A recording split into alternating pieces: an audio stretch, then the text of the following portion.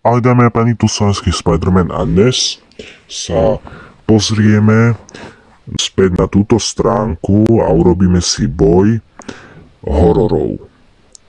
Keďže ja a horory, ja si horor v kľude môžem pozrieť, tak viem trošku aj okomentovať horor a podobne.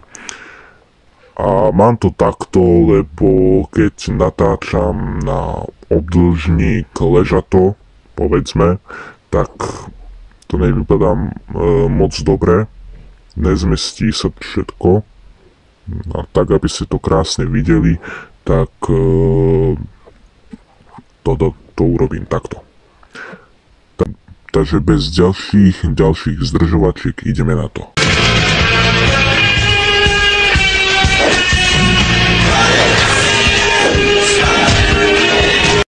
Dobre, takže máme tu na takéto horory, takže je tu Freddy Krueger a tohto krásavca nepoznám, takže dáme Freddyho Kruegera. Máme tu Samaru a Pennywisa. Pennywise je podľa mňa mocnejší. Dobre. Annabelle. Detská hra, to je iba taký thriller napínavý. To je tak všetko podľa mňa. Inak Kruh není zlý film, kde je Samara. Podľa mňa videl som dvojku a Roasted na jednotku od Zitrona. Ty mi prídeš desivejší.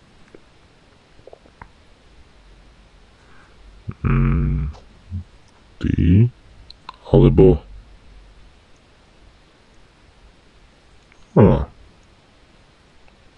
no, budeme ich dávať podľa desivosti. Dobre, Annabelle a tento okatý.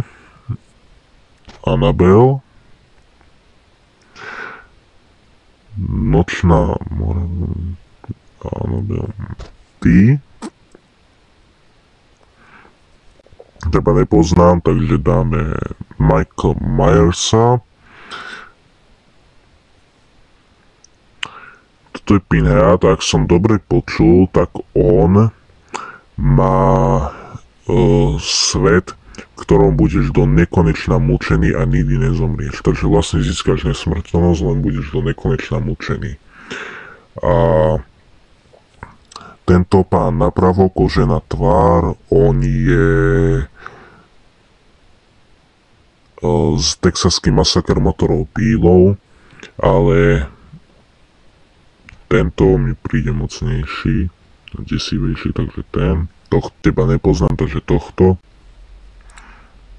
Ja nevidel som ten film, ale poznám ho trošku lepšie, tohto klauna, ako toho predtým. Jason Voorhees a táto pani, táto mi príde desivejšia. Ty.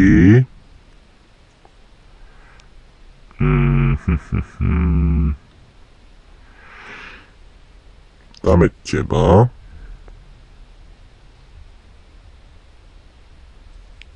Ty. No. Dáme teba, lebo ty mi prídeš mocnejší, keďže si v snoch. Aj zabíjaš, takže. Takže oficiálnym víťazom je Mike Myers. Nie. Freddy Krueger.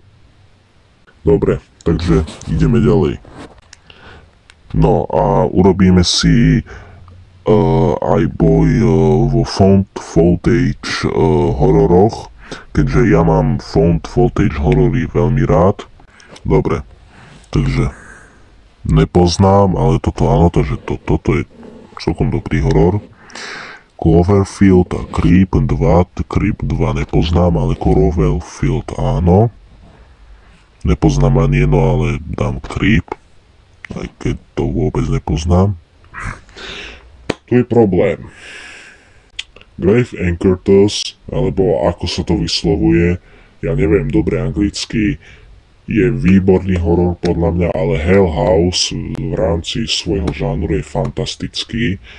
Podľa mňa pôsobí veľmi reálne, čo by mal tento žáner aj obsahovať. A ja som odporúčal si pri Hell House LC vôbec nič nezisťovať, tak ako som to spravil ja, a budete v otázke, či je toto reálne alebo nie. Grave Encounters je zase taký prehnaný, zatiaľ čo Hell House si pri ňom celý čas hovorí, či sa to naozaj stalo alebo nie. A Grave Encounters tiež odporúčam, ale Hell House to je za mňa topka, takže toto, ale je mi to celkom ľúto, lebo Grave Encounters je dobrý horor. Toto nepoznám, ale Paranormal Activity áno, a nepamätám si Paranormal Activity, lebo som ich videl strašne dávno, ale pamätám si, že sa mi to páčil, takže jednotka bola najlepšia. Tu je problém, lebo toto nepoznám a Rec je strašne mi prišlo debilné, ako sa tí ľudia tam infikujú, akými spôsobmi, že akou náhodou, a strašne mi to prišlo dementné, ale radšej dám ten Rec, keďže iná možnosť tu není, a chválim ten pohľad, keď sa pozreli dole z schodiska a videli tam tých zombíkov, to bolo strašidelné, podľa mňa to bolo super. Tento film nepoznám, ale Záda Blair Witch je tak strašne... teraz ma môžete za toto aj ukamenovať, ale vôbec sa mi to nelúbilo, lebo vôbec mi to neprišlo strašidelné. Ale že vôbec. Akože tie hádky to tam strašne ničili. Akože si sám v lese, nemáš mapu, nič. A ty nás to, aby si sa spojil so svojimi parťákmi, ako si to robil vždycky, a pomaly si navzájom vy sa budete hádať, a to mi prišlo strašne debilné. A bol tam pár horových scén, ale tieto tiež nezachráni dementnosť tohto filmu. A hlavne záver, to jak tam skacka tá kamera, to bolo otrasné, ja som sa nevedel v tom rozoznať. A ja som si to 500 krát pretáčal ten koniec, aby som sa v tom vedel aj toto. A není to podľa mňa dobrý žáner v tomto ohľadu, ale keďže to nepoznám, tak dám toto, sú aj lepšie. Toto a Cloverfield je určite lepšie, akože je to strašne také umelé mysté fantasy, ale je to veľmi dobrý film. Cloverfield, Hell House LC 100%, jednotka Paranormal Activity, Rec, to sú akože dva zlé filmy podľa mňa, vo found footage asi jediné dve, ktoré ja nemusím, a tie sú považované za najlepšie, ale ja si nemyslím. Cloverfield, Hell House, určite. Rec, Paranormal Activity. House. Dobre, takže prvú stranu máme spravenú. Toto nepoznám a toto tiež nie. Dajme toto. Nepoznám. Toto poznám, to je celkom dobrý horor. Taký dosť veľký psychač. Tunel, to som nevidel. Ale VHS, videl som jednotku, dvojku a 94. Neviem, koľka tá je častá 94.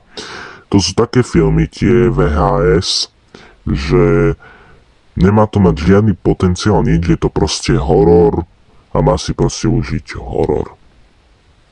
Takže dám VHS 2.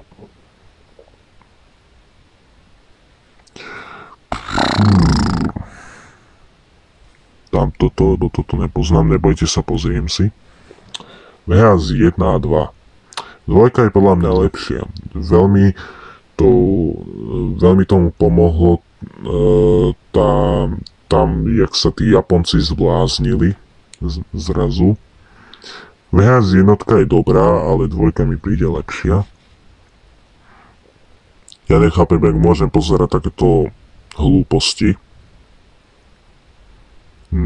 Ja neviem prečo, ale proste ja si viem pozrieť v kľude horor.